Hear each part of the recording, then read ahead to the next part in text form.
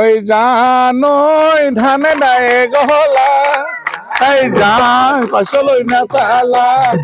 এই জানৈ শুনৈ এৰিলাছে নেহৰ ঠোক এই জানৈ বামে পাইলা খুটি শুনৈ যিদৰে এৰিলা জানৈ শুনৈ হৃদৰে এৰিলা মোক জানৈ অন্তৰে অন্তৰে শুনৈ মৰম দি থাকিবা জানৈ শুন অন্তৰে জানৈ মৰম দি থাকিবা জানৈ শুনৈ কোনে কি কৰিব পাৰে জানৈ আঘোণৰ পথাৰত জানৈ ধানে দাই আছিলো জানৈ আঘোণৰ পথাৰত জানৈ ধানে দাই আছিলো জানৈ শুনৈ মেৰিয়াই বান্ধিলো মুঠি জানৈ জানৈ জানৈ দেখো গাঁৱে খনি জানৈ জানৈ দেখো গাঁৱে খনি জানৈ শুনৈ কতে দাই আছিলা ধান চহা কৃষকৰ যিহেতু এটা বিশেষ উৎসৱেই হৈছে ভোগালী বিহু আৰু এই ভোগালী বিহুৰ যিহেতু মাজত মাত্ৰ দুটামান বাকী আৰু এনে মুহূৰ্তত মই এই মুহূৰ্তত বৰ্তমান উপস্থিত আছোঁ মৰাণৰ সমীপৰ বৃহত্তৰ দেওৰাঙলী অঞ্চলত আৰু এই দেওৰাঙলী অঞ্চলৰ হেলাইগুৰি পথত এইবাৰ দেখিবলৈ পোৱা গৈছে ব্যাপক ৰূপত গাঁওবাসীয়ে তেওঁলোকে আয়োজন কৰিছে বৰ্ণাঢ্যৰূপে আৰু ইতিমধ্যে আজিৰ দিনটোত তেওঁলোকে দেখিবলৈ পোৱা গৈছে যিহেতু তেওঁলোকে সমজুৱাভাৱে মই সঠিক যিহেতু কেমেৰাত নয়ন আছে সামগ্ৰিক পৰিৱেশ মই দেখুৱাই যাবলৈ কৈছোঁ আৰু তেওঁলোকে যি সমজুৱাভাৱে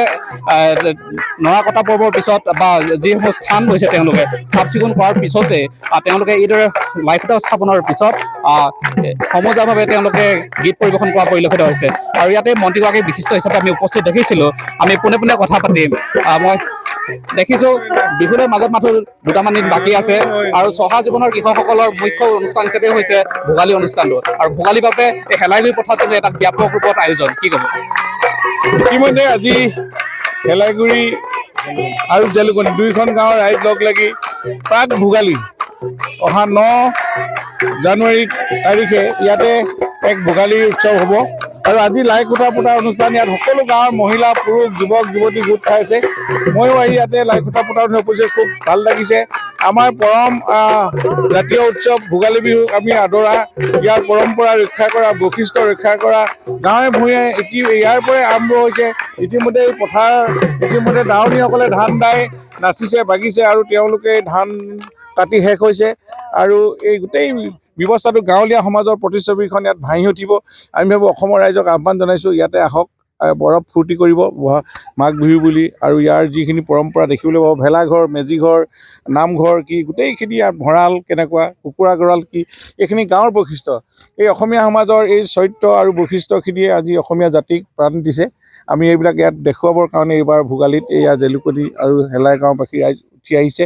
আৰু আমি নিশ্চয় মই ভাবোঁ এটা আকৰ্ষণীয় অনুষ্ঠান হ'ব গীতে মাতে জীপাল হৈ পৰিব এই পথাৰখন সকলো ৰাইজক মই ইয়াতে উপস্থিত হ'বৰ কাৰণে উক্ত দিনটোত অনুৰোধ জনালোঁ মই পুনৰবাৰ আপোনাৰ কাষলৈ আহিম আৰু এয়া হৈছে মন্ত্ৰীগৰাকী তথা স্থানীয় বিধায়কগৰাকীৰ মন্তব্য আৰু ইয়াত দেখিবলৈ পোৱা গৈছে হেলাইগুৰি গাঁওবাসী যিহেতু আমি উল্লেখ কৰিছোঁ যে হেলাইগুৰিৰ লগতে যি তেওঁলোকৰ জেলুকনি গাঁও বুলি উল্লেখ কৰিছে বৃহত্তৰ দেওৰাঙলী অঞ্চলৰ হেলাইগুৰি পথত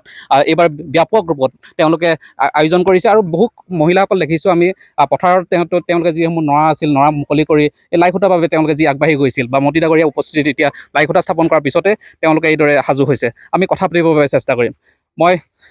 যদি বিচাৰক কি ক'ব বিহুলৈ মাজত মাত্ৰ কেইটামান দিন কি ক'ব বিহুলৈ কেইটামানহে দিন আছে তথাপিতো মানে আজৰি নাই বিহুলৈ বহুতখিনি এতিয়া কাম আগবাঢ়িবলগীয়া হৈছে তথাপিতো মানে আজি ইয়াত হেৰি লাই খুঁটা পুতিবৰ কাৰণে আমি পথাৰ মানে চফা কৰিবলগীয়া হৈছে।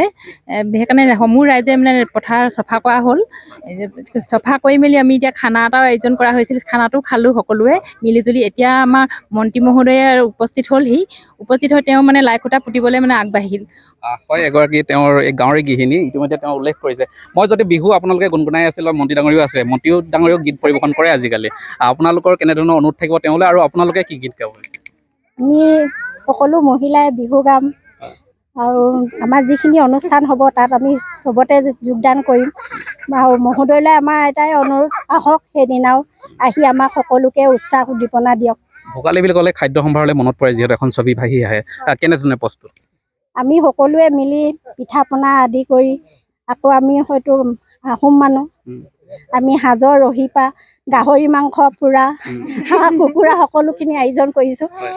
আজি পথাৰত নৰা কেতিয়াৰ পৰা কাটিছে? আমি 9টা বজাৰ পৰা উপস্থিত হৈ 10টামান বজাৰ পৰা সকলোৱে কাটিলোঁ। ধন্যবাদ জনাইছোঁ। মই পুনৰবাৰ কাষলৈ অহা চেষ্টা কৰিম। যিহেতু ৰাইজেও তেওঁলোকৰ দাবী আছে, মন্ত্ৰী ডাঙৰীয়ে আজিকালি সুন্দৰকৈ গীত পৰিৱেশন কৰে অনুষ্ঠানসমূহত। এই মুহূৰ্তত NKVD দৰ্শকসকলৰ কাৰণে এভাগি যদি গীত হয় বা ৰাইজক সহযোগ কৰিব একেলগে। গীত গাব লাগে দিব। গাই আছিলে আইসকলে ধৰিব, এতিয়া গাই থকাটোৱে গাই দিয়ক। হ'ব হ'ব, ধন্যবাদ। এই জানৈ ধানে দায়ে গহলা, এই জান পাছলৈ নাচালা, এই জানৈ শুনৈ এৰিলাছে নেহৰ ঠোক, এই জানৈ বামে পাইলা খুটি, শুনৈ যিদৰে এৰিলা,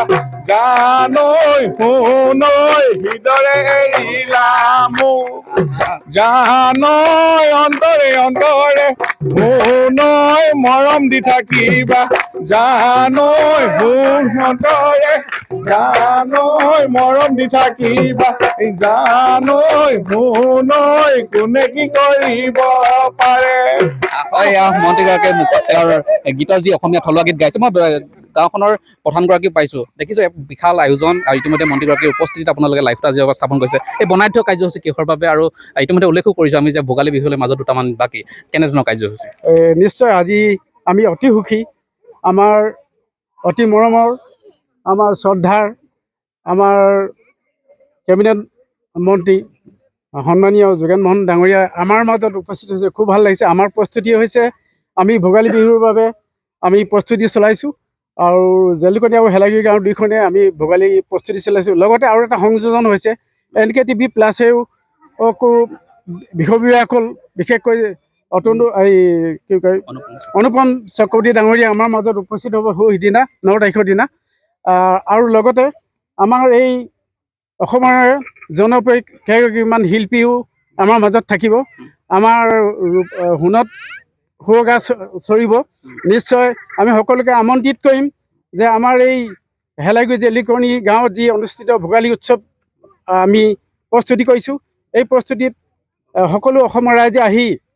আমাক উপস্থিত হৈ আমাক আনন্দিত কৰে, আমি তাৰে কামনা কৰিছোঁ। যিহেতু খাদ্য সম্ভাৰৰ কথা ইতিমধ্যে মহিলাসকলে কৈছে, তেওঁলোক ব্যাপক প্ৰস্তুতি ইতিমধ্যে কৰিছোঁ বুলি কৈছে, পানীয়ৰ পৰা আদি কৰি যি আপোনালোকৰ থলুৱা খাদ্য আছে, কেনেধৰণে হ'ব, আৰু এই বিষয়ে কি ক'ব? নিশ্চয় আমাৰ যিখিনি আমাৰ ভোগালী যি উৎসৱত আমি যিখিনি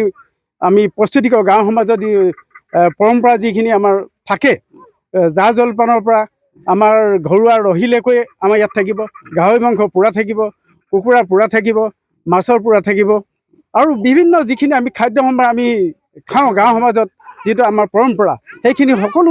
বস্তু আমাৰ ইয়াত পাব। আৰু নিশ্চয় তাক ভোগ কৰিবলৈ বা খাবৰ বাবে আমি আজিৰ পৰা টঙালি বান্ধিছে। আজিৰ পৰা আমি সকলোৱে আজি 9 বজাৰ পৰা আমি ইয়াত সকলোৱে ৰাইজে একত্ৰিত হৈ মানে এটা বৃহৎ টঙালি বান্ধিছোঁ, যিটো মানে একতাৰ টঙালি। এই একতাৰ টঙালি আমাৰ আগতো আছে আৰু ভৱিষ্যতেও থাকি যাব বুলি আশা কৰিছোঁ। ধন্যবাদ জনাইছোঁ। আৰু ইতিমধ্যে উল্লেখ কৰিছোঁ যে উপৰি পুৰুষৰ যি আমাৰ পৰম্পৰা, চহা কৃষকসকলৰ প্ৰধান উৎসৱৰ ভিতৰতে হৈছে ভোগালী উৎসৱ। আৰু এই ভোগালী উৎসৱলৈ যিহেতু মাজত দুটামান দিন বাকী, মৰাণৰ সমীপৰ বৃহত্তৰ দিয়াৰামালী অঞ্চলৰ হেলাগুৰি আৰু যি জেলুকনি গাঁও বুলি তেওঁ উল্লেখ কৰিছে, বা এই হেলাগুৰি পথাৰত এবাৰ তেওঁলোকে ব্যাপক ৰূপত আয়োজন কৰিছে। আৰু এই অনুষ্ঠানটো অসমবাসীৰ আগলৈ দাঙি ধৰিব আমাৰ শ্ৰদ্ধাৰ যি NKTV প্লাছৰ কাৰ্যবাহী সম্পাদক অনুপম চক্ৰৱৰ্তী ডাঙৰীয়ে। আৰু লগতে ইয়াত বহুকেইজন জনপ্ৰিয় প্ৰতিষ্ঠিত শিল্পীৰ গীতৰ সমাহাৰ, লগতে খাদ্য সমাহাৰ ইয়াত উখল মাখল পৰিৱেশে উক্ত দিনত তেওঁলোকে উদযাপনৰ বাবে প্ৰস্তুতি চলাইছে। মই পুনৰবাৰ আকৌ মহিলাসকলৰ মাজৰ বাবে যাম। আপোনালোকে ইতিমধ্যে গীত বহুতে গাই আছিল, এই মুহূৰ্তত আমি অনুষ্ঠান সামৰিম যিহেতু, এই কি ক'ব NKTV পৰিয়াললৈ? আৰু গীত এটা গীতনো গাব লাগিব প্ৰথমতে কওক প্ৰস্তুতি কেনেধৰণৰ হৈ আছে প্ৰস্তুতি চলি আছে আমাৰ ইয়াত আজি লাইকুটা প্ৰথম আৰম্ভণি কৰা হৈছে মোদী ডাঙৰীয়া আহিছে সকলোৱে ভাল লাগিছে আজি সকলো আনন্দিত হৈছে ইয়াত যে আজি আমাৰ হেলাগুৰি গাঁৱত মিলি কিমানখিনি অসমবাসীক কিদৰে দেখাবলৈ সাজু হৈছে প্ৰস্তুতি হৈছোঁ আৰু চবকে সকলো ফালৰ পৰা প্ৰস্তুতি চলি আছে কাটিবলৈ আজি কেইটা বজাত আহিলে 9টা বজাত আহিলোঁ এনকেটিভি পৰিয়াললৈ কি জনাব অনুপম দাই অনুষ্ঠান চাই আছে অশেষ ধন্যবাদ জনাইছোঁ অনুপম দালে কি ক'ব অনুপম দালে ধন্যবাদ ভোগালী তেওঁক আদৰিবৰ বাবে সাজু হৈছোঁ আৰু এটা গীত আমি এই অনুষ্ঠানৰ বিদায় লওঁ আঘোণৰ পথাৰত ধানে দাই আছিলো এৰিয়াই বান্ধিলো মুঠি এদাই যাবি ময়ে চপাই আনি নেখালেও মুচিব জানো আঘোণৰ পথাৰত জানো ধানে দাই আছিলো জানো আঘোণৰ পথাৰত জানো ধানে দাই আছিলো জানো শুন মেৰিয়াই বান্ধিলো মুঠি জানো জানো জানো দেখো গাঁৱে খনি জানো জানো দেখো গাঁৱে খনি জানো শুন কতে দাই আছিলা ধান ইমানকে কৈ বিহু আহিল মইনা মাঘৰ বিহু আহিল মেজি দুয়ো দলিল মইনা মেজি দুয়ো দলিল অসমীয়া মন প্ৰাণ ৰঙে ৰহে ভৰিল মইনা ৰঙে ৰহে ভৰিল অসমীয়া মন প্ৰাণ ৰঙে ৰহে ভৰিল মইনা ৰঙে ৰহে ভৰিল হয় এয়া হেলাগুৰি বাৰীৰ যি পথাৰত তেওঁলোকৰ দৃশ্য আমি এনকেটিভি দৰ্শকসকলক পোনপটীয়াভাৱে দেখুৱাই আছো আৰু ইয়াত দেখিবলৈ পোৱা গৈছে এইদৰে যিহেতু কেমেৰাত নয়ন আছে আমুকী পৰিৱেশ দেখাইছে তেওঁলোকে যি নৰা কটাৰ পিছত তেওঁলোকে সমজুৱা তেওঁলোকে যিহেতু 2023 বৰ্ষতো বিদায় যিহেতু নিশ্চয় পাইছেহি তেওঁলোকে সমজুৱা ভোজনৰ গ্ৰহণ কৰাৰ পিছতে দেখিবলৈ পোৱা গৈছে এইদৰে আনন্দৰ আত্মহাৰা হৈ লাই খুঁটা স্থাপনৰ পিছত